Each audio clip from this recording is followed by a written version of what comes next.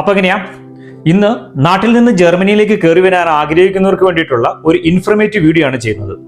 കഴിഞ്ഞ കുറച്ച് ദിവസങ്ങളായിട്ട് സോഷ്യൽ മീഡിയയിൽ കൂടെയും അതുപോലെ തന്നെ ഡയറക്റ്റ് ആയിട്ടും എന്നെ ഒത്തിരി ആളുകൾ വിളിച്ച് ചോദിക്കുന്നുണ്ട് എങ്ങനെയാണ് നമുക്ക് ജർമ്മനിയിലോട്ട് എത്താൻ സാധിക്കുന്നതെന്ന്.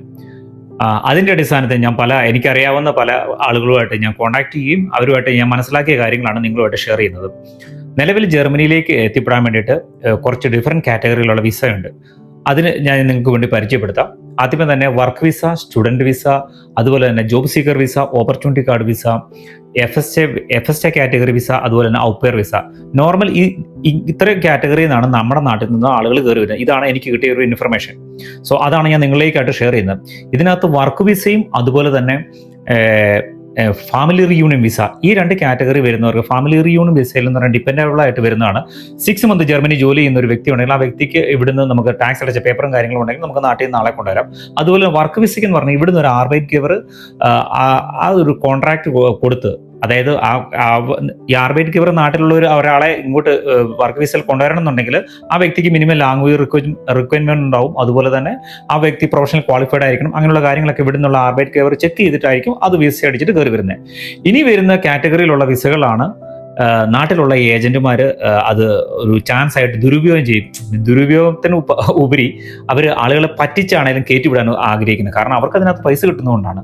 സോ അങ്ങനെ ഇവിടെ എത്തിപ്പെട്ട കുറച്ച് ആളുകൾ എന്നെ വിളിച്ച് ചോദിക്കുകയും ഉണ്ടായി, ചേട്ടാ എങ്ങനെയെങ്കിലും ഒരു ജോലി കിട്ടാനുള്ള ചാൻസ് ഉണ്ടോ? അതിന്റെ അടിസ്ഥാനത്തിൽ മാത്രമാണ് ഇന്ന് ഞാൻ വീഡിയോ ചെയ്യുന്നത്. സോ ആ കാര്യമാണ് ഞാൻ നിങ്ങളിലേക്ക് എത്തിക്കുന്നത്. അതുപോലെ ഇനി കയറി വരാൻ ആഗ്രഹിക്കുന്ന ആരെങ്കിലും ഉണ്ടെങ്കിൽ അവർക്കതൊരു യൂസ്ഫുൾ ആവുന്നെന്ന് തോന്നുന്നുണ്ടോ മാത്രമാണ് ഈ വീഡിയോയുടെ ഉദ്ദേശം. സോ അത് എക്സ്പ്ലെയിൻ ചെയ്യേണ്ടത് ഇങ്ങനെയാണ്, വേറൊന്നുമല്ല.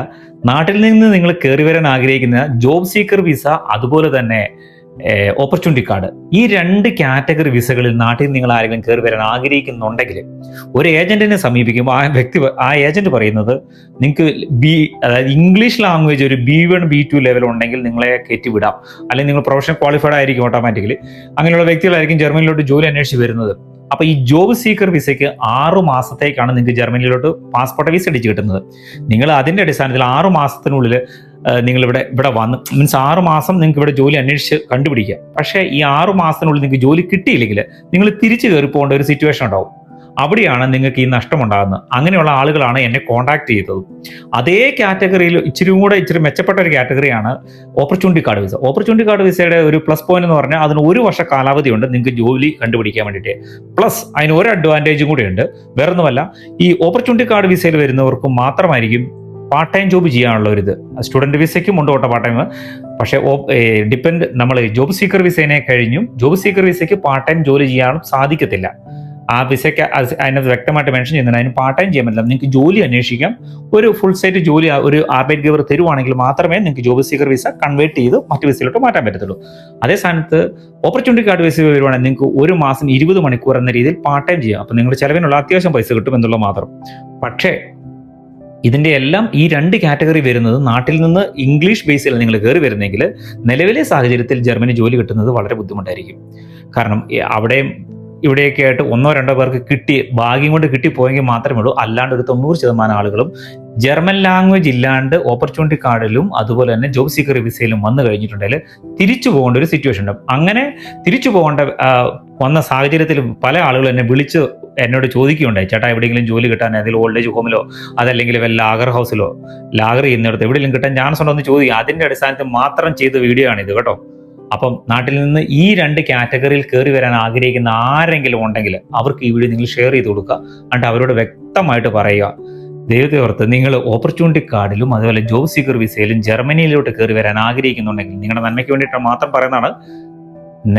മിനിമം ലാംഗ്വേജ് അതായത് ജർമ്മൻ ലാംഗ്വേജിന്റെ B1 എങ്കിലും പഠിച്ച് സർട്ടിഫിക്കറ്റുമായിട്ട് കയറി വന്നിട്ടുണ്ടെങ്കിൽ നിങ്ങൾക്ക് നല്ല പോസിബിലിറ്റി ഉണ്ട് ജോലി കിട്ടാൻ വേണ്ടിയിട്ട്.